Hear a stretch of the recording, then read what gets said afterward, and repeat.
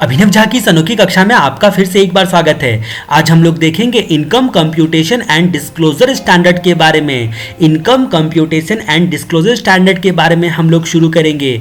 हम लोगों का डिस्कशन यहाँ पर 3 पार्ट में जाएगा। हम लोग 3 बार इनकम कंप्यूटेशन डिस्क्लोजर और स्टैंडर्ड अभी पढ़ने वाले हैं। पहला बोला गया है सेलिएंट फीचर्स ऑफ ICDS। यहाँ पर ये 10 के 10 स्टैंडर्ड के बारे में थोड़ा थोड़ा इंट्रोडक्शन दिया गया है कि आखिर इस स्टैंडर्ड्स में है क्या। ये एरिया आपका ज़्यादा चांस है पूछने का। दूसरा ICDS का हम लोग कंपेयर करके पढ़ेंगे कि अकाउंटिंग स्टैंडर्ड और कई सारे हाई कोर्ट और सुप्रीम कोर्ट के डिसीजन से कहाँ कहाँ इनकंसिस्टेंसी होती है और उस इनकंसिस्टेंसी होने की वजह से क्या क्या इम्पैक्ट पड़ेगा। ठीक है, लेकिन यहाँ पर आपको एक चीज़ ध्यान देना है कि ये income computation disclosure standard notification के थ्रू आया और नोटिफिकेशन का नंबर है 32/2015। ये नोटिफिकेशन का नंबर भी आपको याद रखना है। 32/2015 नोटिफिकेशन आया। ठीक है, नोटिफिकेशन कभी एक्ट पे ओवरराइड नहीं करता है, इसीलिए अगर एक्ट के प्रोविजन में और ये इनकम कंप्यूटेशन डिस्क्लोजर स्टैंडर्ड में इनकंसिस्टेंसी होती है तो एक्ट हमेशा ओवरराइड होगा। तो हम लोग 3 पार्ट में बांट के पढ़ेंगे। पहला हम लोगों को सेलिएंट फीचर्स पढ़ेंगे,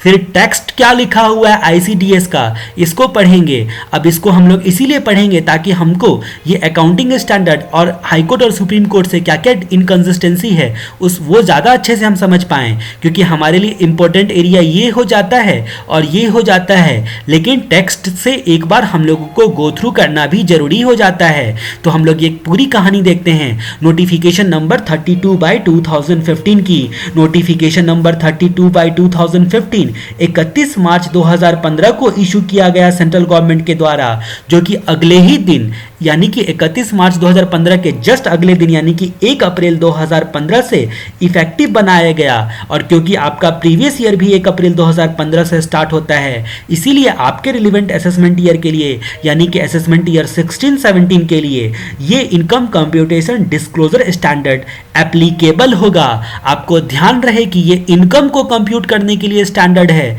ना कि आपके अकाउंट्स तैयार करने के लिए। आपको ऐसा नहीं बोला गया है कि इसके हिसाब से आप अकाउंट्स का तैयार करोगे इनकम टैक्स एक्ट में, आप इसके हिसाब से इनकम को कंप्यूट करोगे। बस हमें इनकम कंप्यूट करना है और ये सबको अप्लाई नहीं होता है। ठीक है, अब किसको अप्लाई होता है उसकी वजह से हम लोग सारी कहानी पहले देखते हैं। सबसे पहले हम लोग देखते हैं सेक्शन 145 का सबसेक्शन 1 आता है। उसमें बोला गया है कि बिजनेस प्रोफेशन और अदर सोर्स उन लोगों को 2 तरीके से इनकम कंप्यूट करना अलाउ है। मतलब 2 ऑप्शन दिया गया है, या तो आप लोग कैश सिस्टम से अपना इनकम कंप्यूट करो या फिर मर्केंटाइल सिस्टम से अपना इनकम कंप्यूट करो।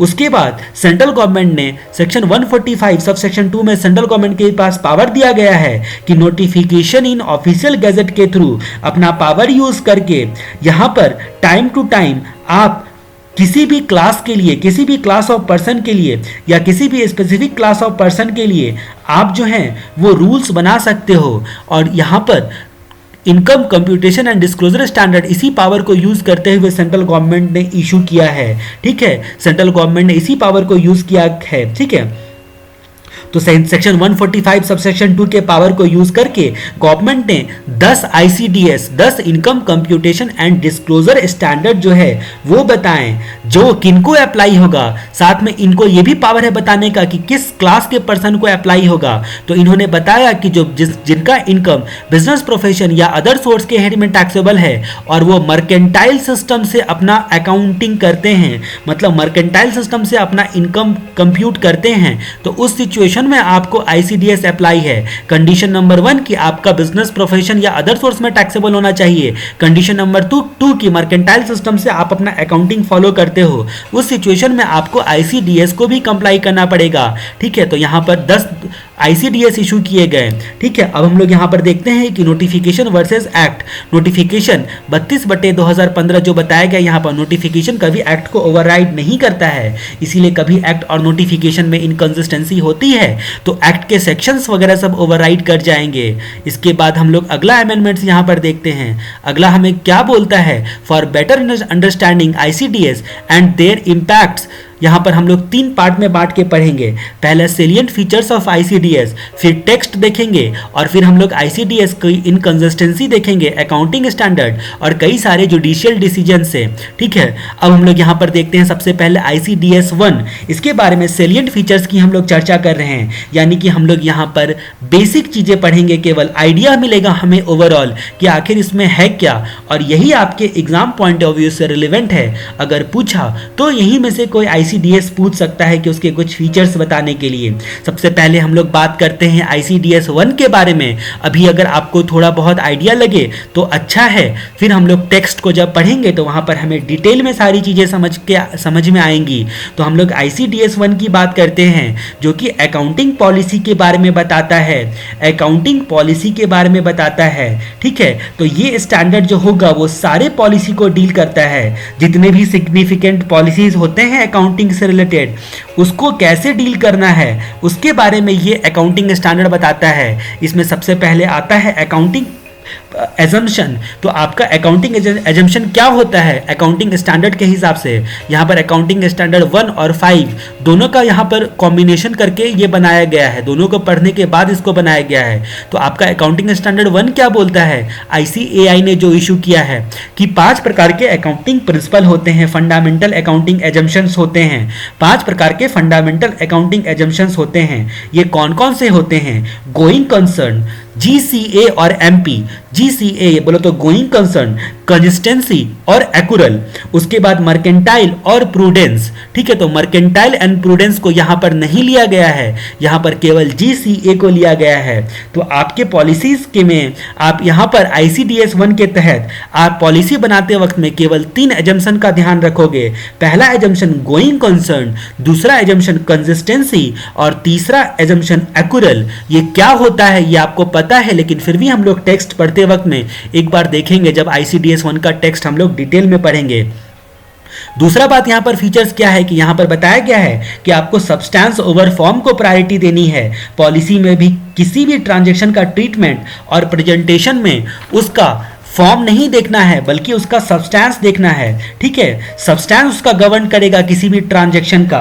पॉलिसी के रिस्पेक्ट में किसी भी ट्रांजैक्शन का ट्रीटमेंट या फिर प्रेजेंटेशन जो है वो सब्सटेंस गवर्न करेगा, ना कि उसका फॉर्म गवर्न करेगा। और उसके बाद तीसरी बात बताई गई है एक्सपेक्टेड लॉस या एमटीएम के बारे में, मार्क टू मार्केट। ठीक है, तो यहां पर आप जो है लॉस को रिकॉग्नाइज करते हो। एसएफएम में आपने पढ़ा होगा कि इंडेक्स दिया हुआ रहता था। ठीक है, और उसमें एमटीएम आप कैलकुलेट करते होगे SFM strategic financial management paper में। तो वहां पर क्या होगा, जो आपका नॉशनल लॉस था उसको आप दर्शाते रहते थे। ठीक है, लेकिन यहां पर क्या बोलता है एक्सपेक्टेड लॉस या एमटीएम के थ्रू, मार्क टू मार्केट के थ्रू आप जो नॉशनल लॉस कैलकुलेट करते हो उसको आपको रिकॉग्नाइज नहीं करना है पॉलिसी में। एक्सपेक्टेड लॉस मतलब आपको लॉस को एक्सपेक्टेशन के बेसिस पर रिकॉग्नाइज नहीं करना है, बल्कि एक्चुअल में लॉस हुआ तभी आपको रिकॉग्नाइज करना है। और मार्क टू मार्केट बेसिस पर भी आप लॉस को रिकॉग्नाइज नहीं कर सकते हो। लेकिन अगर किसी आईसीडीएस ने बोला है, आगे चल के कोई भी आईसीडीएस ऐसा आएगा जिसने अगर बोला होगा कि आप एक्सपेक्टेशन के बेसिस पर या फिर एमटीएम के बेसिस पर भी लॉस को रिकॉग्नाइज कर सकते हो, तो फिर आप कर सकते हो, लेकिन अदरवाइज अलाउ नहीं है। तो ये आईसीडीएस 1 के बारे में हम लोगों ने देखा, केवल 3 प्रकार के accounting assumption, going concern, consistency और एक्यूरल, इनको आप अप्लाई करते हुए पॉलिसी बनाओगे। फिर किसी भी ट्रांजैक्शन के ट्रीटमेंट या प्रेजेंटेशन के लिए सब्सटेंस को तवज्जो दोगे गवर्न करने के लिए, ना कि उसके फॉर्म को। तीसरी बात बताई गई है कि एक्सपेक्टेड लॉस या फिर एमटीएम के बेसिस पर आप कभी भी लॉस को रिकॉग्नाइज नहीं करोगे, इतना ख्याल रखना। अब हमको अगला पढ़ना है आईसीडीएस 2 वैल्यूएशन ऑफ इन्वेंट्रीज के बारे में। इत्तेफाक से अकाउंटिंग स्टैंडर्ड का भी नंबर आपका यही है, अकाउंटिंग स्टैंडर्ड 2।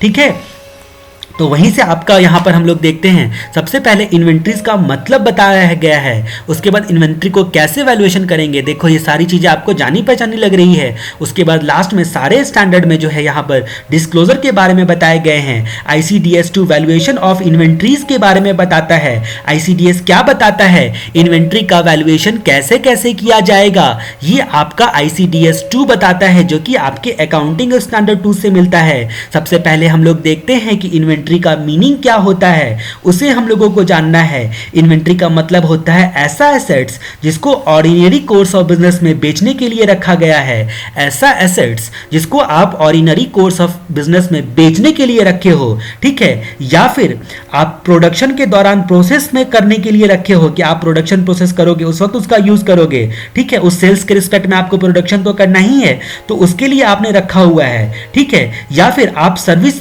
रेंडर करने के लिए मटेरियल और सप्लाईज के फॉर्म में उसको कंज्यूम करने के लिए रखे हो, उन सारी चीजों को इन्वेंट्री बोला जाएगा। अब उसका वैल्यूएशन कैसे होगा इन्वेंट्री का? आईसीडीएस में कहा गया है कि इन्वेंट्री का वैल्यूएशन होगा कॉस्ट या फिर net realisable value whichever is lower, जो भी दोनों में से लोअर होगा उसको आप बेसिस मानोगे वैल्यूएशन करने के लिए। और उसके बाद मुख्य मुद्दा जो कि आईसीडीएस सारे आईसीडीएस में एक लास्ट में डिस्क्लोजर के बारे में बताया गया है। आईसीडीएस 2 ने बताया है कि इन्वेंट्री में आपको कुछ डिस्क्लोजर करना पड़ेगा वैल्यूएशन ऑफ इन्वेंट्री के रिस्पेक्ट में। कौन सी पॉलिसी आपने अडॉप्ट की है इन्वेंट्रीज के रिस्पेक्ट में, आपने कौन सी पॉलिसी अडॉप्ट की है, ठीक है, इन्वेंट्री का कॉस्ट मेजर करने के लिए आपने क्या तरीका अपनाया है, आपका क्या कॉस्ट फॉर्मूला है, आपके इन्वेंट्री का ओपनिंग एंड क्लोजिंग बैलेंस को भी डिस्क्लोज करो, ठीक है, बोलो तो आपका कैरिंग अमाउंट जो कुछ भी है, ठीक है, और सारी चीजों का एप्रोप्रिएट क्लासिफिकेशन करके आपको डिस्क्लोज करना है। तो कुछ आइडिया हम लोग यहाँ पर केवल फीचर्स हम लोगों ने देखे।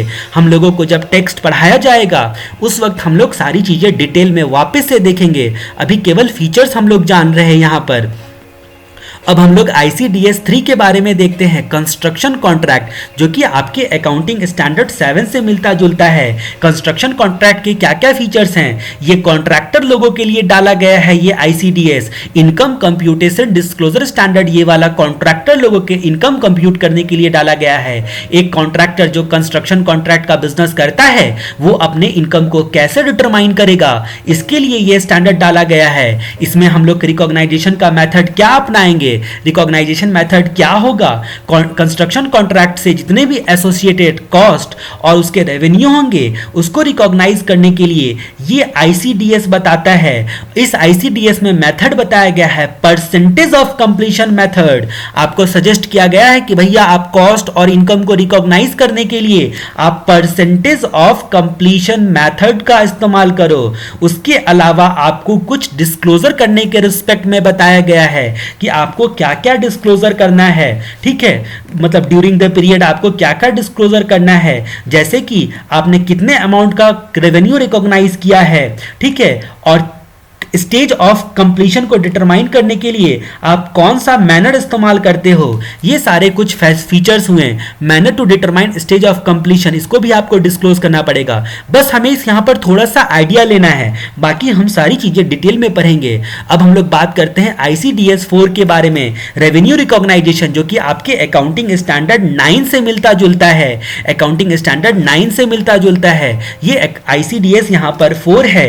यहाँ पर बोला गया है, हमें बताया गया है कि बेस क्या लेना है इनकम को रिकॉग्नाइज करने के लिए। बेस क्या लिया जाएगा रेवेन्यू को रिकॉग्नाइज करने के लिए, जब ऑर्डिनरी कोर्स ऑफ बिजनेस में आप गुड्स को बेचोगे या फिर ऑर्डिनरी कोर्स ऑफ बिजनेस में आप सर्विस जो है वो रेंडर करोगे, उस सिचुएशन में, या फिर इंटरेस्ट रॉयल्टी या डिविडेंड के केस में, इंटरेस्ट रॉयल्टी या डिविडेंड अगर आप किसी पर्सन का रिसोर्सेस यूज करते हो उसकी वजह से इंटरेस्ट रॉयल्टी या फिर डिविडेंड जनरेट होता है तो उसको कैसे डील करोगे, ये सारी कहानी आपके अकाउंटिंग स्टैंडर्ड 9 से मिलती जुलती है।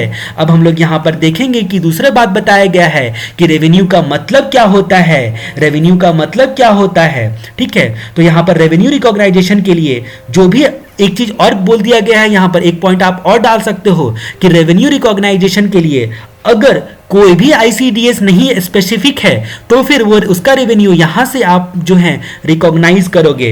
अगर स्पेसिफिक रेवेन्यू रिकॉग्नाइजेशन है तो ठीक है, आप उस आईसीडीएस को लगा डालो, अदरवाइज आप यहां से आप हमारी पॉलिसी के हिसाब से रिकॉग्नाइज करो। आईसीडीएस 4 ऐसा बोलता है। रेवेन्यू का मतलब हम लोग देखते हैं, रेवेन्यू का मतलब दो पार्ट में हम बांट सकते हैं, एक ऑर्डिनरी कोर्स वाला काम और दूसरा हम लोगों का एजेंसी रिलेशन में किसको रेवेन्यू बोलेंगे। डेफिनेशन को हम लोग दो पार्ट में बांट सकते हैं। रेवेन्यू क्या होता है इस आईसीडीएस में डिफाइन किया गया है। रेवेन्यू के बारे में बोला गया है कि रेवेन्यू ग्रॉस इनफ्लो होता है। ग्रॉस इनफ्लो को रेवेन्यू बोला जाएगा जो कि कैश या रिसीवेबल या फिर अदर कंसिडरेशन के फॉर्म में मिलता है ordinary course of business perform करने के लिए। तो मतलब ये सारी चीजों का रिटर्न को हम लोग यहां पर ऑर्डिनरी कोर्स की कैटेगरी में डाले। लेकिन अगर एजेंसी रिलेशन है तो उस सिचुएशन में हम लोग रेवेन्यू कमीशन को बोलेंगे, ठीक है, रेवेन्यू हम लोग कमीशन को बोलेंगे, ठीक है। तो ये सारी चीजें यहां पर बताया गया है।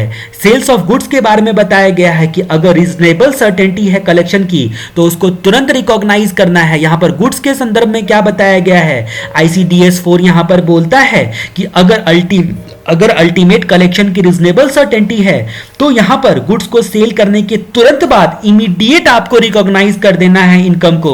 लेकिन सर्विस और ये इंटरेस्ट वाले केस को इन तीनों के बारे में नहीं बताया है। ये केवल इमीडिएट रिकॉग्नाइजेशन करने के लिए इसके बारे में बताया गया है, ठीक है। मतलब यहां पर कि रीजनेबल सर्टेनिटी वाला कंडीशन केवल गुड्स के लिए है, सर्विस रेंडर करने के लिए, इंटरेस्ट, रॉयल्टी या डिविडेंड के केस के लिए नहीं।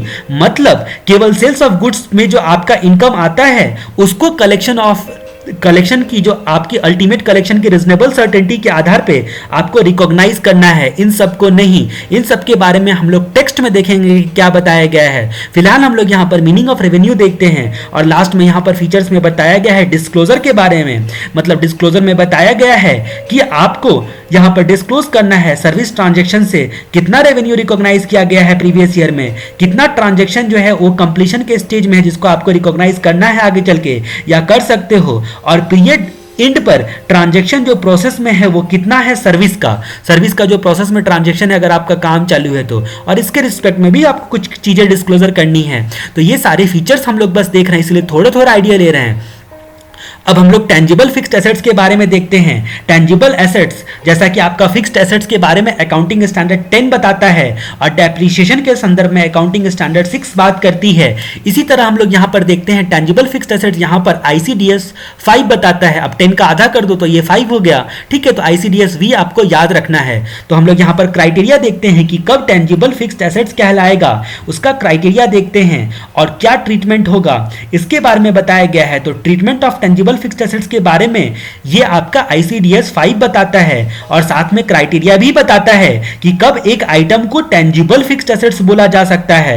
डेफिनेशन ऑफ टेंजिबल एसेट्स, तो यहां पर हम लोग डेफिनेशन ऑफ टेंजिबल एसेट्स को देखते हैं। टेंजिबल एसेट्स को डिफाइन किया गया है जो कि एसेट्स बोलो तो लैंड और बिल्डिंग होगा या फिर प्लांट और मशीनरी या फिर फर्नीचर होगा, ठीक है, जिसको नॉर्मल कोर्स ऑफ बिजनेस में सेल करने के लिए आप नहीं रखते हो बल्कि गुड्स प्रोड्यूस करने के लिए या सर्विस को प्रोवाइड करने के लिए आपने रखा है, ठीक है।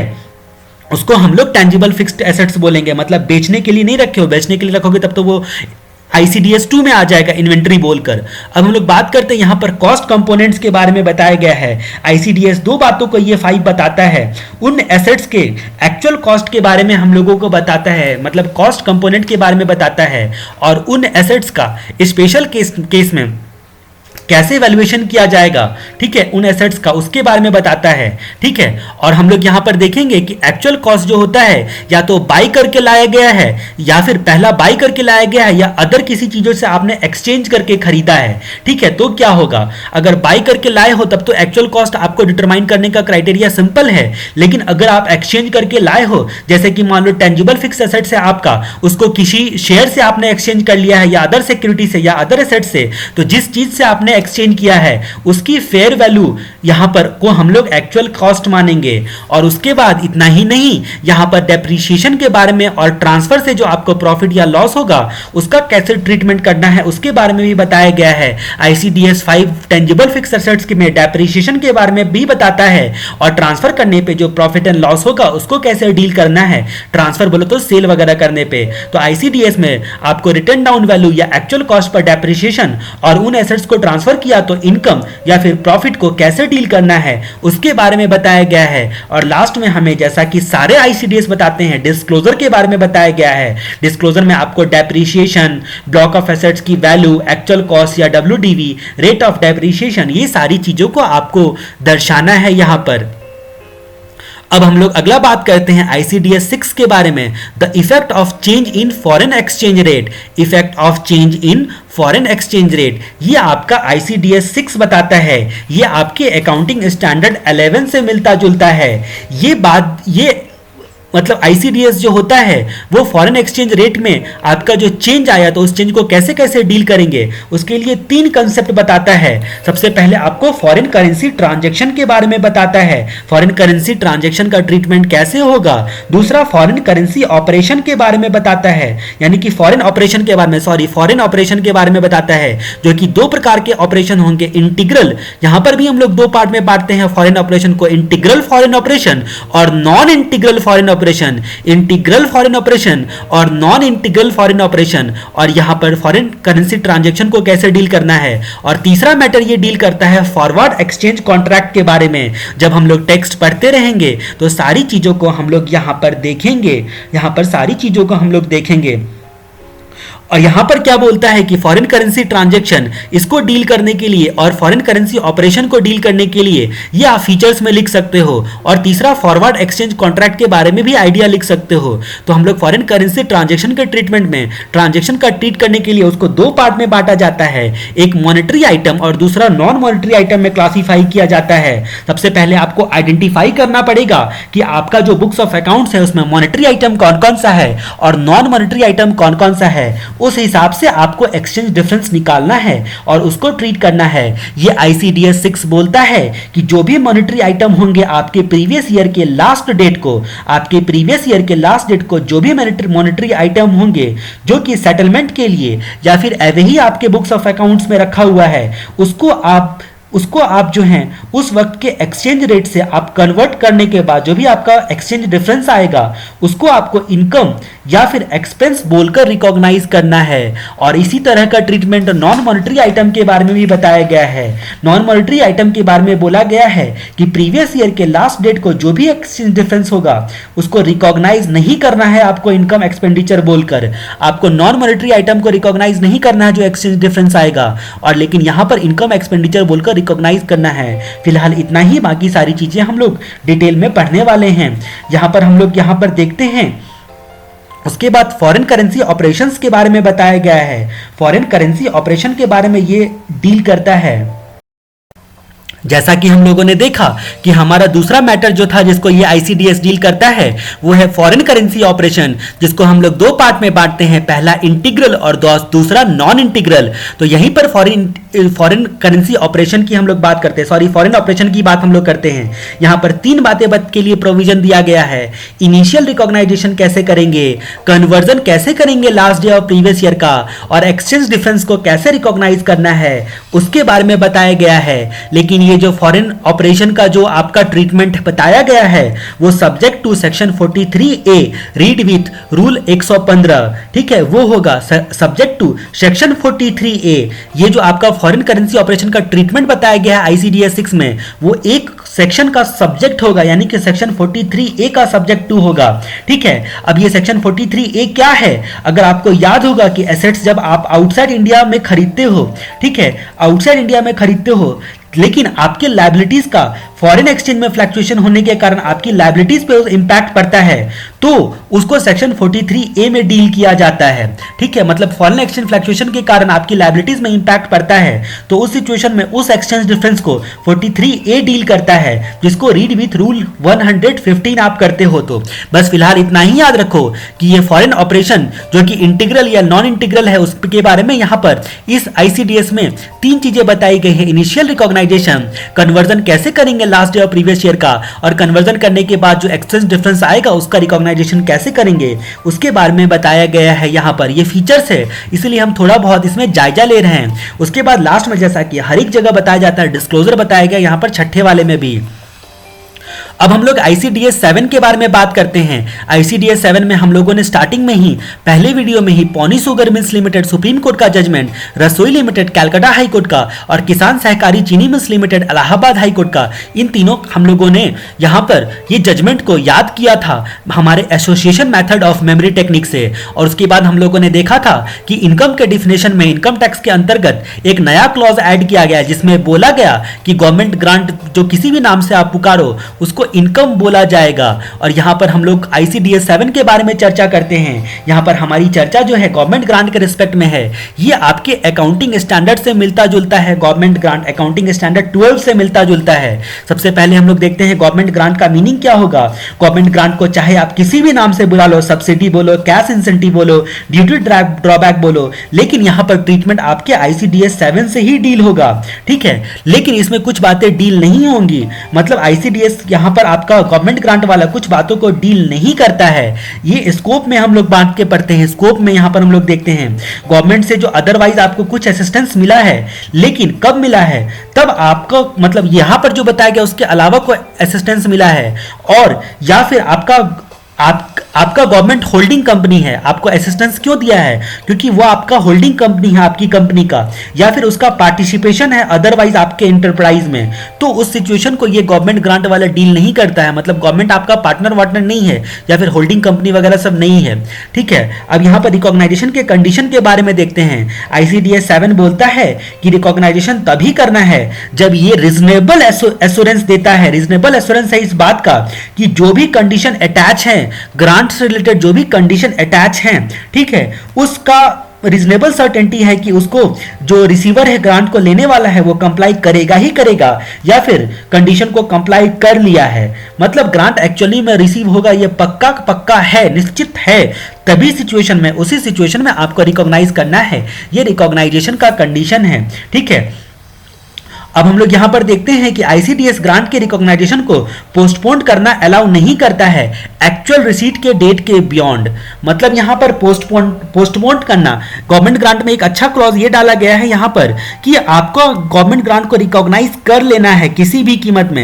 एक्चुअल रिसीट के डेट तक आपको गवर्नमेंट ग्रांट को, भले ही कंडीशन पहले तो क्या बोल दिया कि कंडीशन ये है कि आपको कंप्लाई करना है, इस बात का रीजनेबल सर्टेनिटी है, लेकिन आपने कंडीशन को कंप्लाई नहीं किया और आपको सारे गवर्नमेंट ग्रांट मिल चुके हैं, तो आप तुरंत रिकॉग्नाइज करना ही पड़ेगा, आप कंडीशन को कंप्लाई करो या ना करो। अब क्या होगा यहां पर प्रॉब्लम, इनकंसिस्टेंसी कब आएगी, यहां पर प्रॉब्लम तब आएगी जब कंडीशन को आपने कंप्लाई नहीं किया है और सारे ग्रांट आपको मिल गए हैं, और सारे ग्रांट मिलने की वजह से आपने रिकॉग्नाइज कर दिया है। फ्यूचर में क्या हुआ, जाके अगले प्रीवियस ईयर में या फिर उसके अगले प्रीवियस ईयर में आगे चलकर कभी ऐसा हो गया कि आपने कंडीशन कंप्लाई नहीं किया, इसकी वजह से जितना भी गवर्नमेंट ग्रांट आपको सरकार ने दिया था सबका सब वापस छीन लिया, तो उस सिचुएशन में क्या होगा, यहां पर तो आपको इनकम बोल के डिफिनेशन में आ भी गया और आप टैक्स भी दे दिए, और अगले साल जाके गवर्नमेंट ने आपका ग्रांट भी छीन लिया, तो खाली पीली का यहां पर आपको टैक्स लग गया था।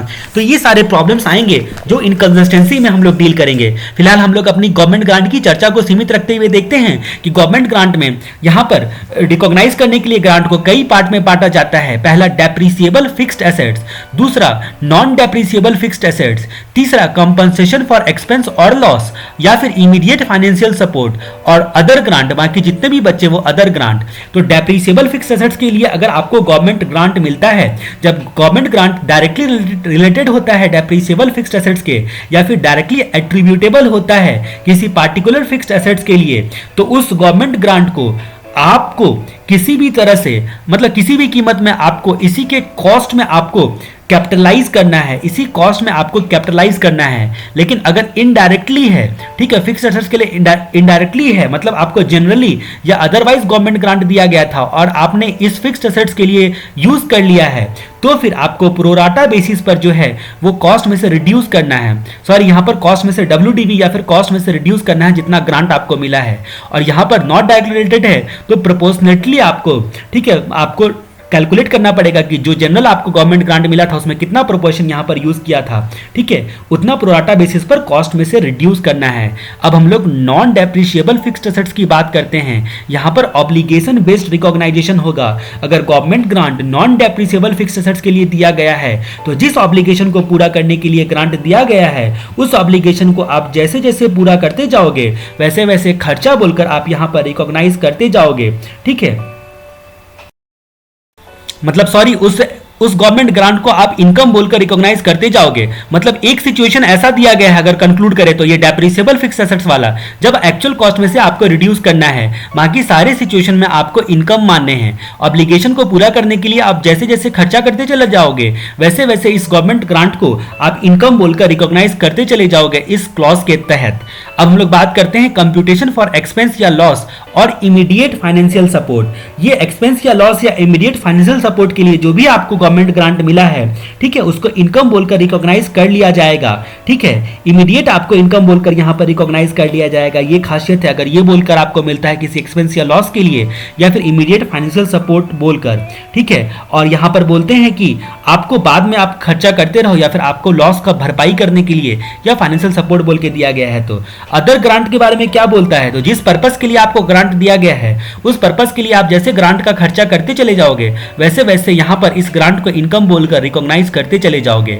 और लास्ट में, जैसा कि हर जगह डिस्क्लोजर के बारे में बताया गया रहता है, यहां पर भी फीचर्स में हमें बताया गया है कि हमें डिस्क्लोजर के बारे में देखना है।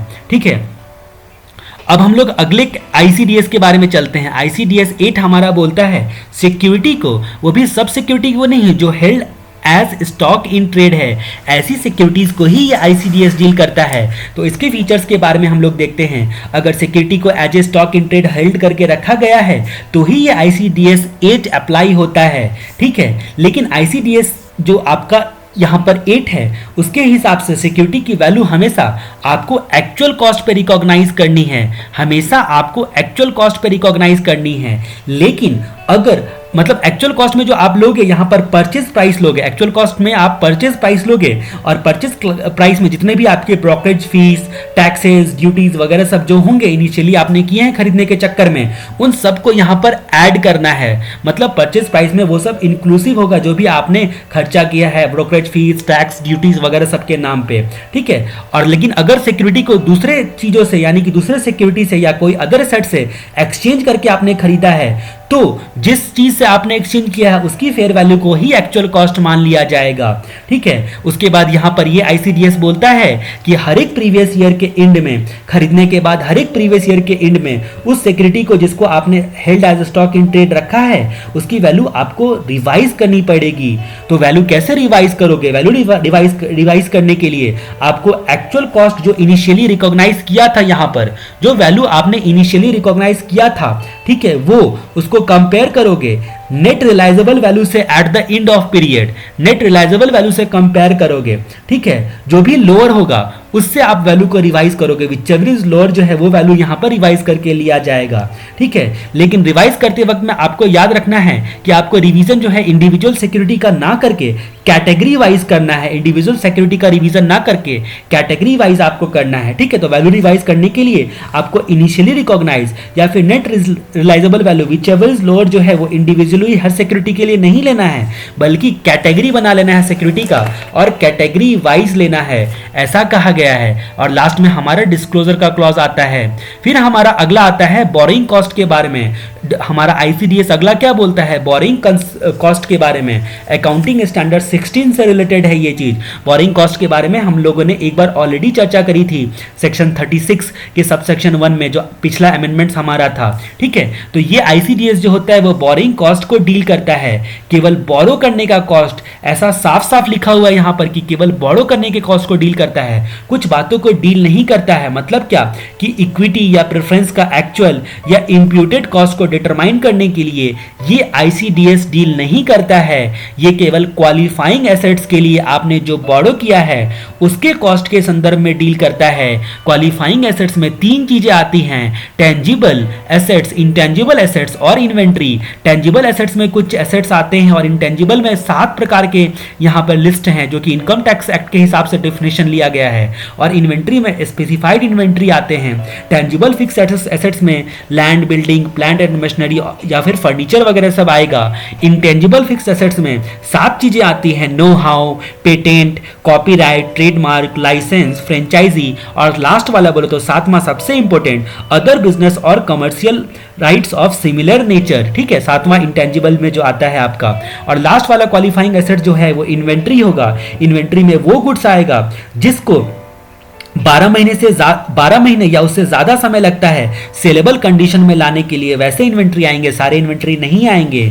यहाँ पर मतलब इन सबको मिलाकर एक नाम दिया गया है क्वालिफाइंग एसेट्स। अब इसके रिस्पेक्ट में जो आप बोरो करते हो उसको ये ICDS 9 डील करता है। टाइप्स ऑफ बोरोइंग, यहाँ पर बोरिंग जो करते हो आप पैसा, उसको दो पार्ट में बांटा जाता है। या तो एकदम डायरेक्टली क्वालिफाइंग एसेट्स को खरीदने के लिए आपने स्पेसिफिक बोरो किया था, या फिर जनरल बोरिंग को आपने क्वालिफाइंग एसेट्स को खरीदने के लिए, प्रोड्यूस करने के लिए, ठीक है, या फिर कंस्ट्रक्ट करने के लिए खर्चा कर दिया है। जनरल बोरिंग या फिर स्पेसिफिक बोरिंग, दो प्रकार से आप जो हैं बोरिंग को बांटते हो। क्वालिफाइंग एसेट्स को एक्वायर या फिर कंस्ट्रक्ट करने के लिए या प्रोड्यूस करने के लिए दो तरह से बोरोड फंड का इस्तेमाल किया जा सकता है। एक डायरेक्ट उस पार्टिकुलर एसेट्स के नाम पर, और दूसरा जनरल बोरिंग के नाम पर आप जो है वो खर्च करते हो पैसा को। अगर डायरेक्टली एट्रीब्यूटेबल वाला बोरिंग कॉस्ट है तो उसको पार्ट ऑफ कॉस्ट मानकर कैपिटलाइज किया जाएगा, पार्ट ऑफ कॉस्ट मानकर कैपिटलाइज कर दिया जाता है। लेकिन अगर यहां पर जनरल बोरिंग का केस है तो फिर प्रोपोर्शनेट निकालने के लिए इस ICDS ने फॉर्मूला बताया हुआ है, ठीक है। तो अगर जनरल बोरिंग का केस को आप यूज करते हो तो यहां पर, उसके बाद हम लोग यहां पर जनरल बोरिंग के केस में देखते हैं कि क्वालिफाइंग एसेट्स को एक्वायर या कंस्ट्रक्ट या प्रोड्यूस करने के लिए आपने खर्च कर दिया है, तो फिर न केवल आपको कैपिटलाइज करने के लिए यहां पर ये बोरिंग कॉस्ट का ICDS 9 बताता है, बल्कि आपको फॉर्मूला भी बताता है कि कैसे प्रोपोर्शनेट आप निकालोगे जिसको आपको कैपिटलाइज करना है, ठीक है। और लास्ट में हर तरह से जैसे डिस्क्लोजर बताया जाता है, यहां पर भी डिस्क्लोजर के बारे में बताया गया है। अकाउंटिंग पॉलिसी जो आपने अडॉप्ट की है कॉस्ट के रिस्पेक्ट में, बोरिंग कॉस्ट का अमाउंट कितना कैपिटलाइज किया गया था ड्यूरिंग द प्रीवियस ईयर, ये सारी चीजें आपको डिस्क्लोज करनी है। इन सब बातों को हम लोगों को टेक्स्ट में डिटेल में पढ़ना है। और उसके बाद हम लोग तीसरा सेक्शन हमारा देखेंगे जहां पर अकाउंटिंग स्टैंडर्ड या फिर जुडिशियल डिसीजन से इनकंसिस्टेंसी कहां है, उसके बारे में हम लोग फिर से इन सारे जो है ICDS को डील करेंगे। अब हम लोग बात करते हैं ICDS 10 के बारे में। ये आपके अकाउंटिंग स्टैंडर्ड 29 से मिलता जुलता है। अकाउंटिंग स्टैंडर्ड 29 से मिलता जुलता है। ये प्रोविजन कंटीजेंट लायबिलिटीज और कंटीजेंट एसेट्स के बारे में आपको बताता है। यहाँ पर कंटीजेंट एसेट्स और कंटीजेंट लायबिलिटीज, तो यहाँ पर डील करने के लिए दो पार्ट में हम लोग बांट के पढ़ेंगे, पहला प्रोविजन और दूसरा contingent liabilities and contingent assets. तो ये किस किस चीज को डील करता है, आपके तीन बातों को डील करता है, प्रोविजन को, कंटीजेंट लायबिलिटीज को और कंटीजेंट एसेट्स को। लेकिन कुछ बातों के रिस्पेक्ट में ये प्रोविजन कंटीजेंट ये कुछ रिस्पेक्ट में, मतलब इन सबको भी कुछ रिस्पेक्ट में नहीं डील करता है। आखिर ये 4 पॉइंट कौन कौन से हैं जिसमें इन सबको भी ये ICDS डील नहीं करता है। इसमें बोला गया है कि अगर फाइनेंशियल इंस्ट्रूमेंट के रिस्पेक्ट में ये सारी चीजें अराइज होती है, प्रोविजन, कंटीजेंट लायबिलिटीज या कंटीजेंट एसेट्स, तो फाइनेंशियल इंस्ट्रूमेंट के रिस्पेक्ट में अराइज होती है, तो फिर यहाँ पर ये डील नहीं करेगा। दूसरा बोलता है कि अगर एग्जीक्यूटरी कॉन्ट्रैक्ट का यहाँ पर रिजल्ट हो जाता है ये प्रोविजन या कंटीजेंट लायबिलिटीज या कंटीजेंट एसेट्स, तो भी डील नहीं करेगा। एग्जीक्यूटरी कॉन्ट्रैक्ट क्या होता है, कॉन्ट्रैक्ट एक्ट में आपने पढ़ा होगा कि जो कॉन्ट्रैक्ट पूरा नहीं हुआ है दोनों पार्टी के संदर्भ में, मतलब किसी भी पार्टी ने अपना इंपॉर्टेंट परफॉर्मेंस नहीं किया है, मतलब जो आपका कॉन्ट्रैक्ट का मेन बेस है। उसके बाद तीसरा सिचुएशन कब डील नहीं करेगा, इन तीनों सिचुएशन को भी। तीसरा बोलता है कि पॉलिसी होल्डर से कॉन्ट्रैक्ट के बाद जब आपका मतलब इंश्योरेंस पॉलिसी के तहत कॉन्ट्रैक्ट के कारण आपका ये प्रोविजन, कंटीजेंट लायबिलिटीज या कंटीजेंट एसेट्स वगैरह सब अराइज होता है, तो फिर यहां पर डील नहीं करेगा ये ICDS। और लास्ट वाला बोलता है कि किसी अगर अनदर ICDS में कवर्ड है तो उस सिचुएशन को वो डील नहीं करेगा।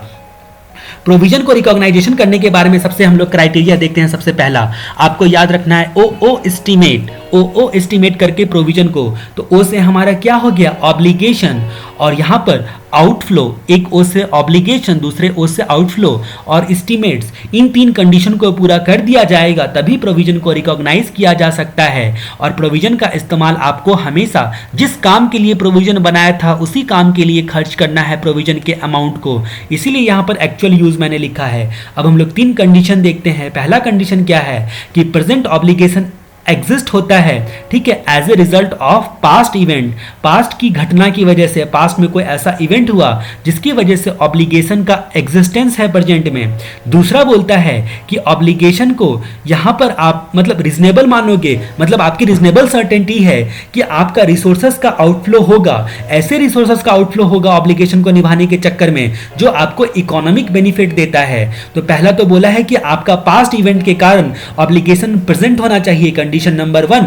कंडीशन नंबर 2 क्या बोलता है कि रीजनेबल सर्टेनिटी है कि रिसोर्सेस का आउटफ्लो होगा, ऐसे रिसोर्सेस का जो आपको इकोनॉमिक बेनिफिट देता है। और तीसरा कंडीशन है कि ऑब्लिगेशन को आप जो है रिलायबल तरीके से एस्टिमेट कर सकते हो, कैपेबल हो कि आप ऑब्लिगेशन को एस्टिमेट कर सकते हो। ठीक है, तो इन 3 कंडीशन को पूरा किया जाएगा तब आपको ये आईसीडीएस बोलता है कि भाई साहब आप क्या कर सकते हो, आप प्रोविजन को अब रिकॉग्नाइज कर सकते हो। फिर एक बात और बताता है प्रोविजन के संदर्भ में, फीचर्स में ही हम लोग अभी देख रहे हैं कि आप एक्चुअल यूज के बेसिस पर ही, मात्र और मात्र एक्चुअल यूज के लिए ही आप जिस काम के लिए आपने प्रोविजन बनाया था उसी काम के लिए आपको खर्चा करना है। हम लोग अगला current liabilities and current assets के बारे में देखते हैं, sorry contingent liabilities and contingent assets के बारे में देखते हैं। ये आईसीडीएस बोलता है कि कंटिजेंट लायबिलिटीज हो या फिर कंटिजेंट एसेट्स हो, आपको रिकॉग्नाइज नहीं करना है, लेकिन आपको लगातार मॉनिटर करते रहना है। लगातार मॉनिटर इसलिए करना है कि जब रीजनेबल सर्टेनिटी